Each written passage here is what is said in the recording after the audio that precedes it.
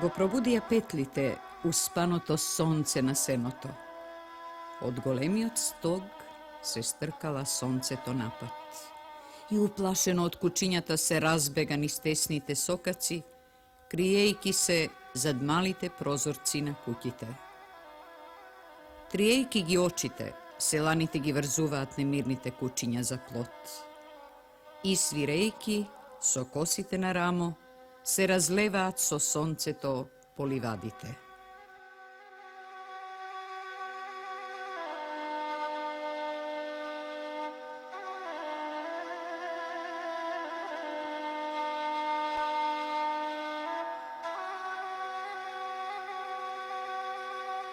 Во летните горештини, кога по запорнината силуетите на планините зад ширните житни полиња се чини како да испловуваат од невидливи тлабочини, кога воздухот како вител трепери над зрелите како злато-жолти класија, започнува жетвата, најтешкиот дел од полската работа на селанецот.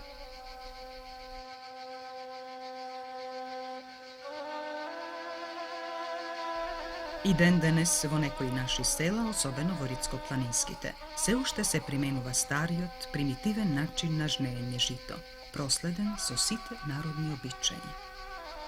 А ние го регистриравме ова како момент кој нема да живее уште долго. Момент кој еден ден ќе биде само приказна и легенда, ќе се преобрази во спомен.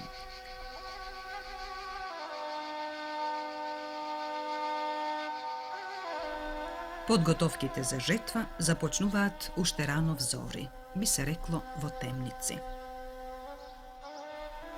На својата нива жетвари се сите, а тука се и ергатите. Дома остануваат само старите жени заради готвење ручек и најмалите деца.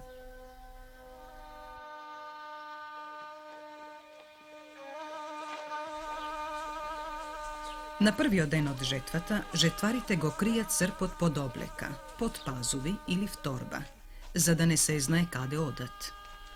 Се вардат и некој да не ги сретне на улица, особено трудна жена, бидејќи се верувало дека раката ќе им отече и не ќе можат да жнеат. Српот се крие само првиот ден и тоа само додека не се ожнее еден полок.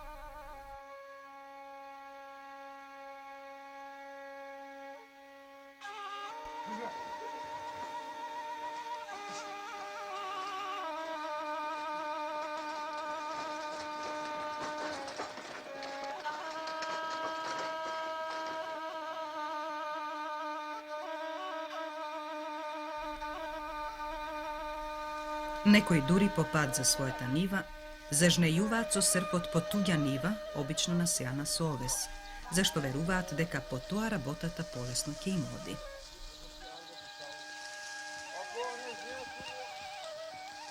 При жнеењето обично постои и некој ред.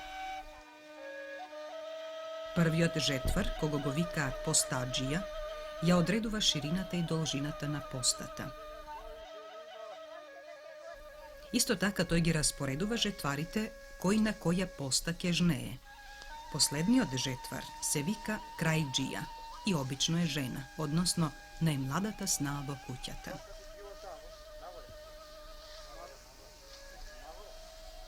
Веднаш по првото зажнејување, од првата песка, се земаат 2 до 3 класија и се заденуваат на појасот од половината со верување дека на овој начин ќе ги избегнат болките во грбот и во половината.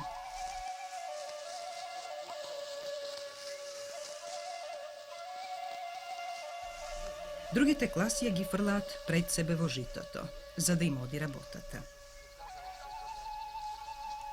Песките жетварите ги ставаат на едно место и неколку такви пески прават полок.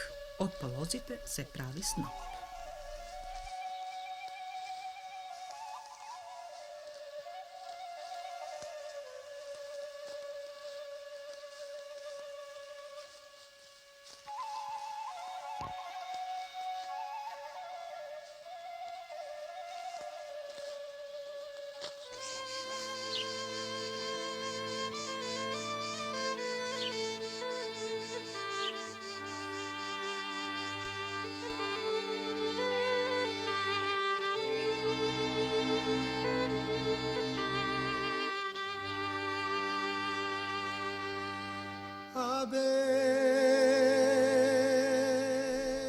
Се руча нанива, подладовина, а ручекот секогаш го подготвува сајбијата на нивата, односно домакинката. Најчесто се состои од леп, лук, оцет и краставици.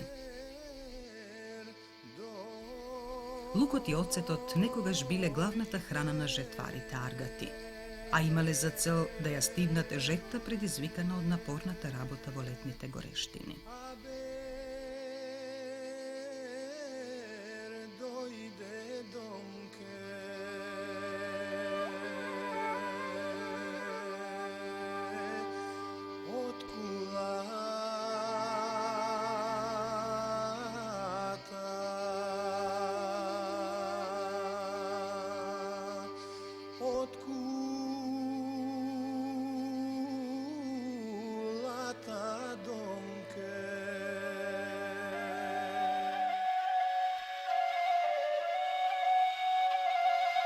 Крај топлите класови заспива младиот жнеач.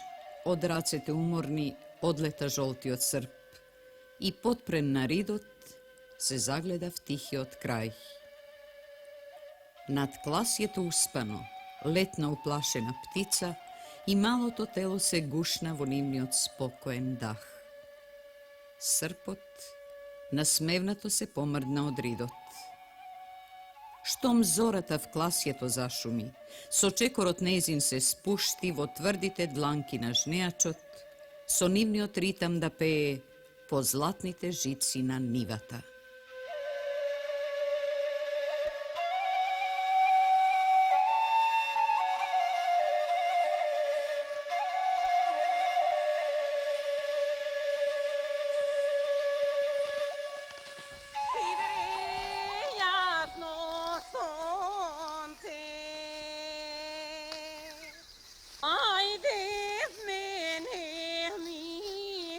Според една легенда, кај некои наши народи, постои верување според кое житото некогаш се раѓало во изобилство и целото житно стебленце, од коренот па до врвот, било накитено со класје. Тоа што житото подоцна почнало да раѓа само по еден клас, е вина на луѓето, кои ја злоупотребиле изобилноста, расипнички растурајки го. Со своето расипништво, тие го налутиле Господа, кој потоа го собрал берикетот, оставајќи им на луѓето класје само на врвот од стебленцето.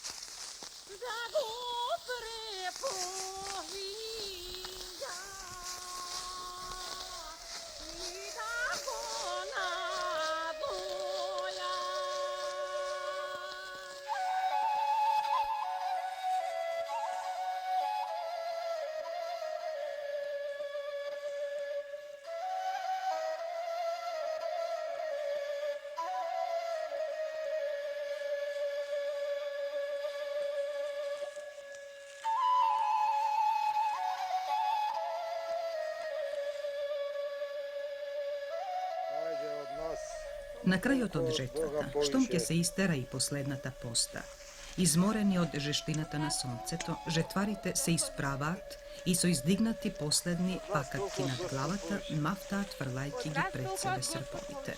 Од нас толку од Бога повише. Од нас толку од Бога повише. Од нас толку од Бога повише. Од нас толку од Бога повише. Од нас толку од Бога повише.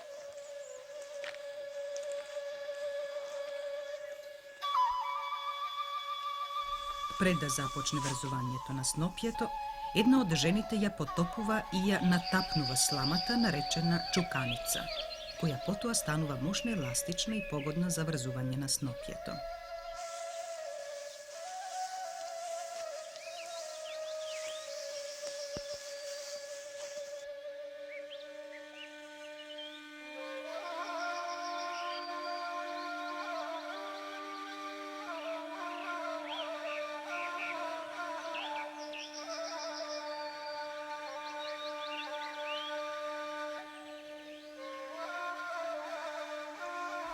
Кога жетварите ке изжнеат доволно простор, еден или двајца од нив, обично по силните раце, мажите, започнуваат да ги врзуваат сноповите. Тие се врзуваат со веќе подготвените јажици и со помош на дрвениот вител. Снопјето потоа се полагаат на нивата во вид на крст, така наречени крстници, со верување дека на овој начин тие ќе бидат заштитени од дождот и од другите непогоди.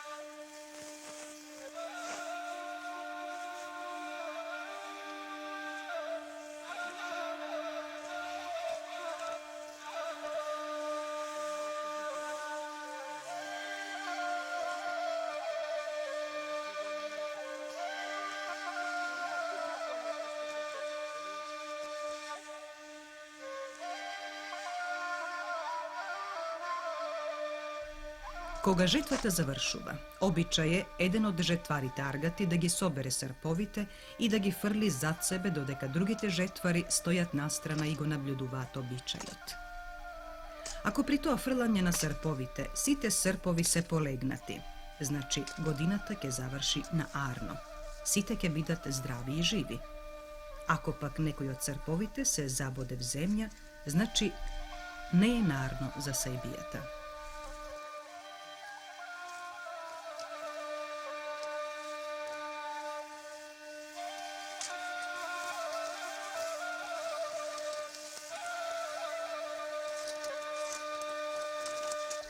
На нивата секогаш се остава малку неожнеан простор, 1 до 2 педи, а за ова најчесто се избира најубавото место од нивата за да може да се направи брада, односно китка. Брадата обично ја прават најмладите жетвари. Ограденото жито го искитуваат со цвеќиња кои се врзуваат за житните стебленца со разнобојни конци. Потоа брадата ја попраскуваат со вода.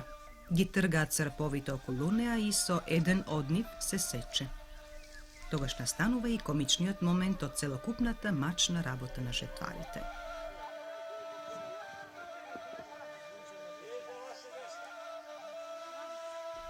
Една од најмладите жетварки, онаа која се чувствува најсигурна во својата сериозност, ја сема брадата и, без да се насме и да прозбори, ја носи до куќата, односно амбарот на сопственикот на нивата.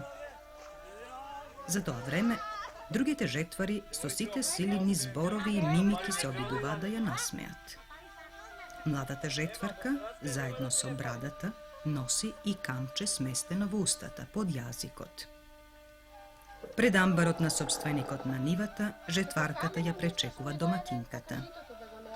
Со овој последен обичај, фрлање на брадата и на камчето во амбарот, завршува и жетвата.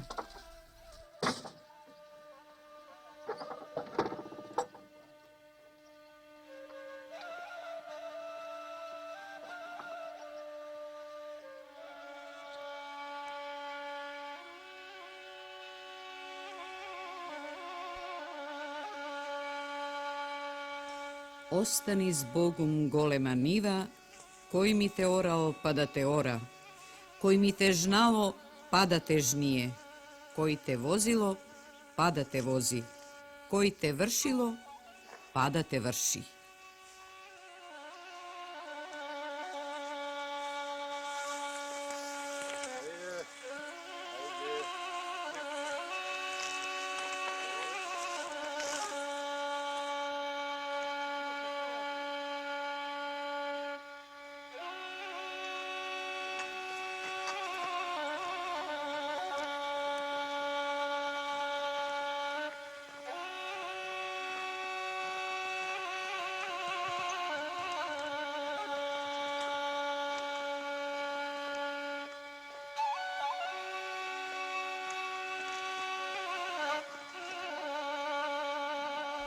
Следните денови по жетвата се наменети за вршитба. и вршидбата обично се прави во мушне топол ден на август. Подготовките на гумното започнуваат уште во раните утрински часови.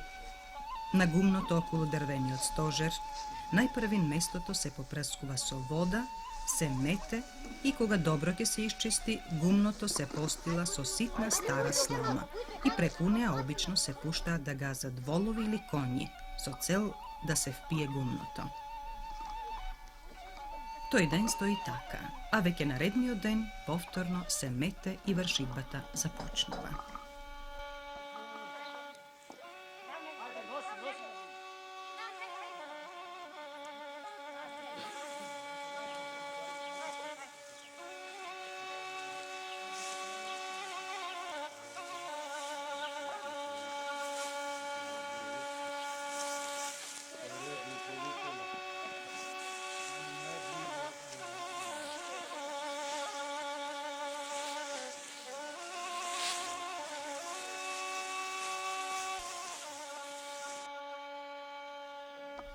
И денес, ако некој од селаните нема свое гумно, вршидбата ја прави на туѓо гумно, а за тоа плаќа со пари или со жито.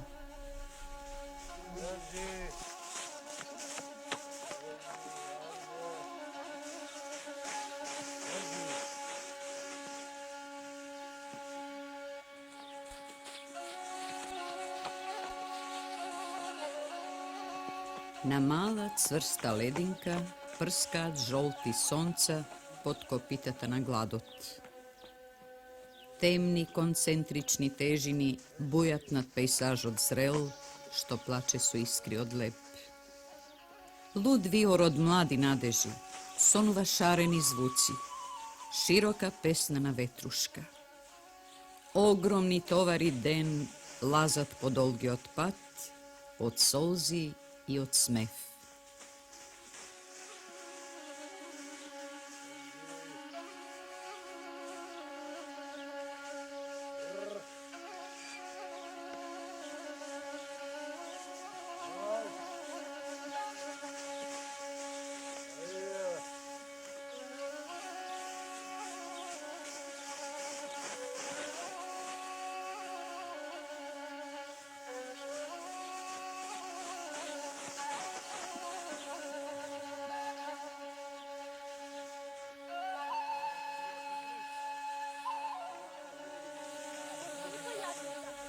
За полесно да падне зрното, да му се олесни и помогне на конјот. Од време на време селаните ја префрлаат и подигаат сламата со помош на дрвени вили. Потоа се вади првиот, горниот слој од сламата, се носи во плевната и тоа понатаму служи како основна храна на добитокот во зимскиот период.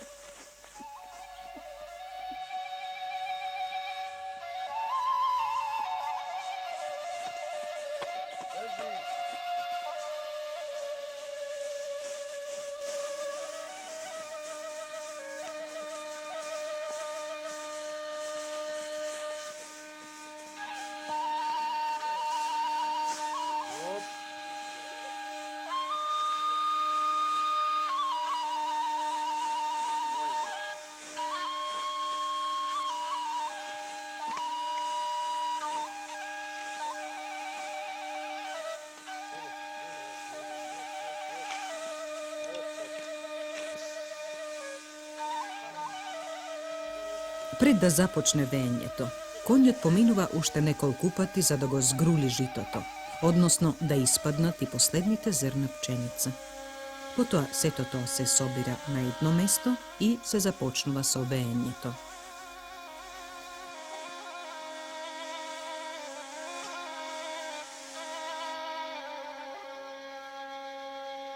За да биде веењето поуспешно, со помош на еден пердув, врзан за конец и ставен над стожерот, младите жетвари го одредуваат правецот на ветерот.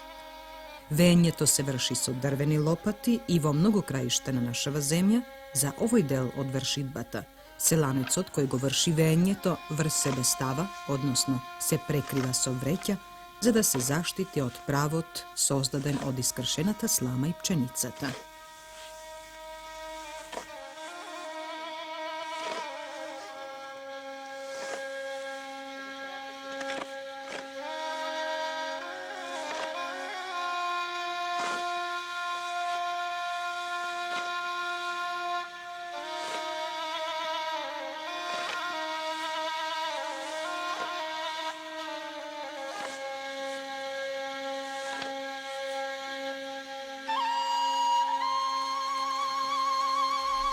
Кога целата работа на гумното завршува, започнува китењето на стожерот.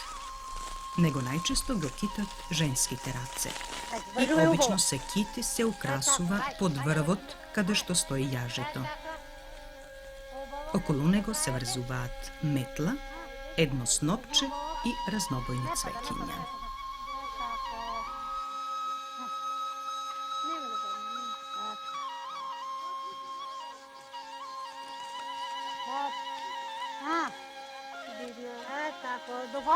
Китењето на стожерот символично го означува и крајот на годинашната жетва, односно вршидба.